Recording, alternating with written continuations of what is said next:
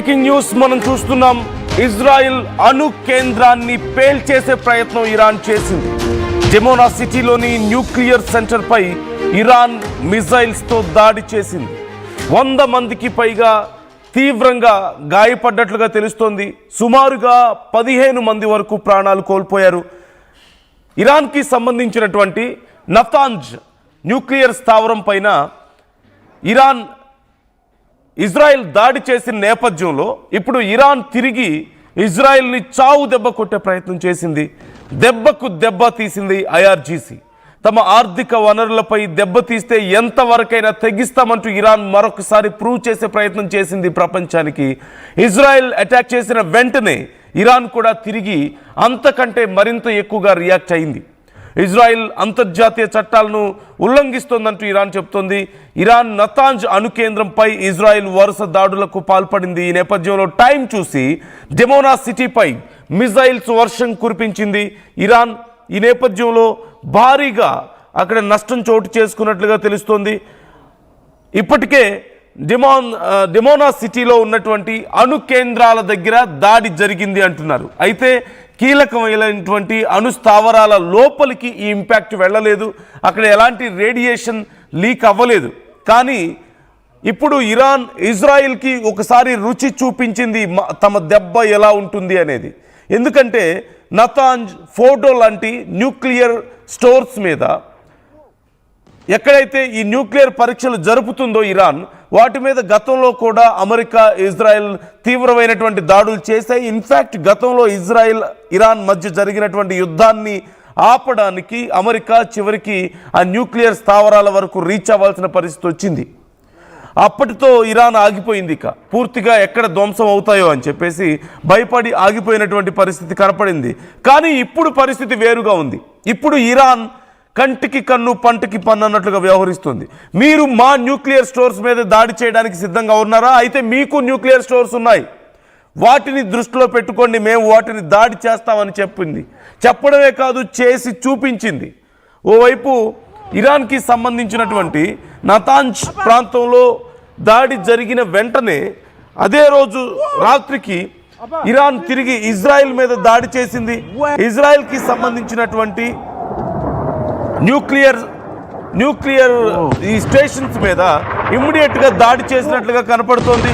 ఈ నేపథ్యంలో సుమారుగా 100 మందికి పైగా డెమోనా అనేటువంటి సిటీలో ఈ దాడి జరిగింది. డెమోనా అనేటువంటి ప్రాంతంలో, మరోవైపు అరద్ ప్రాంతానికి సంబంధించింది. ఇదంతా కూడా అరద్ అనేటువంటి ప్రాంతంలో డెమోనా అనేటువంటి సెంటర్ మీద దాడి చేసినట్లుగా తెలుస్తోంది.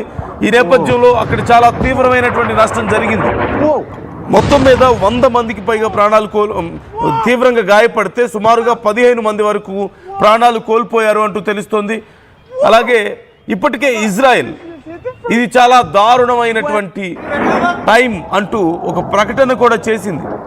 One of the most brutal time గాను, చాలా దారుణమైనటువంటి టైంగా ఇజ్రాయెల్ దీన్ని ప్రకటించింది. అక్కడ జరిగినటువంటి డెమోనా ప్రాంతంలో జరిగినటువంటి అటాక్లో, అక్కడ 2 ప్రాంతాల్లో అటాక్స్ జరిగాయి. ఈ డెమోనా ప్రాంతంలో జరిగినటువంటి అటాక్లో 39 మంది తీవ్రంగా గాయపడ్డారు. అండ్ ఒక 10 ఏళ్ల బాబు కూడా ఇప్పటికే ప్రాణాలు కోల్పోయినట్టుగా తెలుస్తోంది. అలాగే మరోవైపు అరద్ ప్రాంతంలో జరిగినటువంటి దాడిలో 88 మంది 88 మందికి తీవ్రంగా గాయాలయ్యాయి. 10 మందికి పైగా ప్రాణాలు కోల్పోయినట్లుగా తెలుస్తోంది. ఇలా ఓవరాల్గా 100 మందికి పైగా తీవ్రంగా గాయపడితే సుమారుగా 10 మందికి పైగా 15 మంది వరకు ప్రాణాలు కోల్పోయినట్లుగా తెలుస్తుంది. Difficult evening for Israel. And again మేము మళ్ళీ తిరిగి దాడులు చేస్తాం. And again promise to continue attacking Iran. అంటే ఇవి చాలా దారుణమైనటువంటి సమయం ఇజ్రాయెల్కి అంటూ నెతన్యాహునే ప్రకటించారు. అలాగే తిరిగి మేము దీనికి ప్రతీకార దాడులు చేస్తామంటూ ఇజ్రాయెల్ ప్రకటించింది. అంటే యుద్ధం ఏ స్థాయి వరకు వెళ్తుంది అనేది ఒకసారి మనం చూడొచ్చు. ఒకరి మీద ఒకరు దాడులు చేసుకుంటున్నారు, వాళ్ళ యొక్క ఆర్మీ క్యాంప్స్ని ధ్వంసం చేసుకుంటున్నారు, లేదంటే కీలకమైనటువంటి హోటల్స్, ఇలాంటి ప్రాంతాలను కూడా ధ్వంసం చేస్తూ వస్తున్నారు. అంటే ఆర్థిక పరమైనటువంటి వనరుల్ని దెబ్బతీస్తూ వస్తున్నారు. మరోవైపు చాలా కీలకమైనటువంటి సైనిక స్థావరాలని దెబ్బతీసుకుంటారు. అంతవరకు ఓకే. కానీ సామాన్య ప్రజలని దెబ్బ కొట్టేలా ఇప్పుడు మనం చూసాం ఇజ్రాయెల్లో ఒక మసీదు మీద ఇరాన్ దాడి చేయడాన్ని మనం చూసాం రంజాన్ రోజే. అలాగే ఇరాన్లో చిన్నపిల్లలు ఉండేటువంటి ప్రాంతాల మీద ఒక అనాథాశ్రమం మీద మొదట్లో అమెరికా బలగాలు దాడి చేయడం మనం చూసాం. ఇలా సామాన్య ప్రజలు సైతం ప్రాణాలు కోల్పోతున్నటువంటి పరిస్థితి కనపడుతుంది. ఇప్పటి వరకు సుమారుగా ఇజ్రాయెల్ చేసినటువంటి అటాక్లో ఇజ్రాయెల్ చేసిన అటాక్లో ఇరాన్లో సుమారుగా 1500 నుంచి 2000 మంది వరకు ప్రాణాలు కోల్పోయారంటూ తెలుస్తుంటే అఫీషియల్ వస్తున్నటువంటి కౌంట్ ఇది. అన్అఫీషియల్గా ఇంకా పెద్ద ఎత్తున కౌంట్ ఉండే అవకాశం ఉందంటున్నారు. మరోవైపు 200 మంది చిన్నపిల్లలే ప్రాణాలు కోల్పోవడాన్ని మనం చూసాం. చిన్నపిల్లలు ఉన్నటువంటి ప్రాంతం మీద ఇజ్రాయెల్ దాడులు చేయడాన్ని మనం చూసాం. ఈ నేపథ్యంలో ఇప్పుడు ఇరాన్ కూడా చాలా దారుణమైనటువంటి దాడులుగా వీటిని అప్పుడు చెప్పింది. ఇప్పుడు డెమోనా అండ్ అరాద్ ప్రాంతాల మీద దాడులు చేసింది. అయితే చాలా కీలకమైనటువంటి విషయం ఏంటంటే ఇప్పటి వరకు ఎలాంటి రేడియేషన్ లీక్ని మేము గుర్తించలేదు అంటూ IAEA the international atomic energy agency ఒక ప్రకటన చేయడాన్ని మనం గమనించవచ్చు. ఇప్పటి వరకు అక్కడ న్యూక్లియర్ ఫెసిలిటీ ఇన్సైడ్ దెబ్బతిన్నట్లుగా కానీ అలాగే ఎలాంటి రేడియేషన్ లీక్ అయినట్లుగా కానీ సమాచారం లేదు మాకు అంటూ IAEA ప్రకటించింది. The international atomic energy agency ప్రకటించడాన్ని మనం చూస్తున్నాం.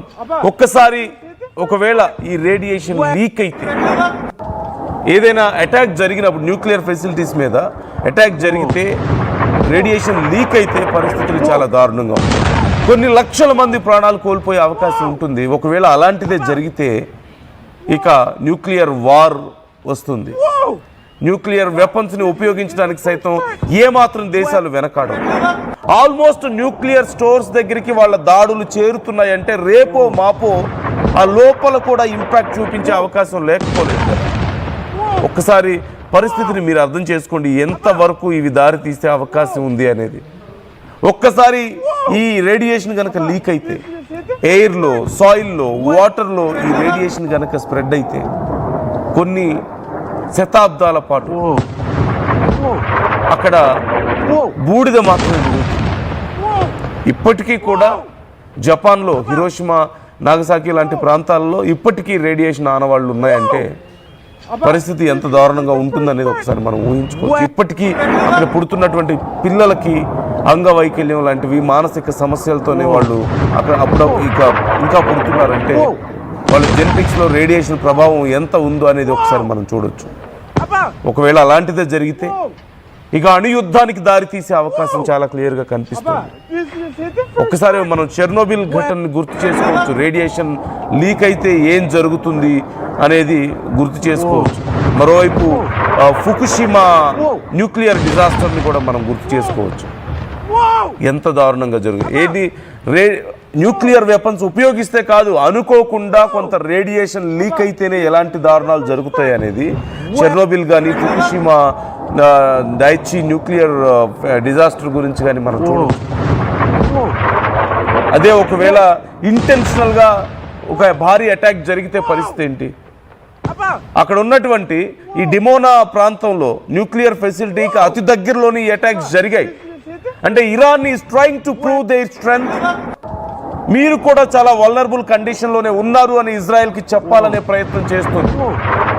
మీరు మా న్యూక్లియర్ స్టోర్స్ మీద దెబ్బ కొట్టే ప్రయత్నం చేస్తే తిరిగి మీ దేశం లేకుండా మేము చేయగలుగుతాం.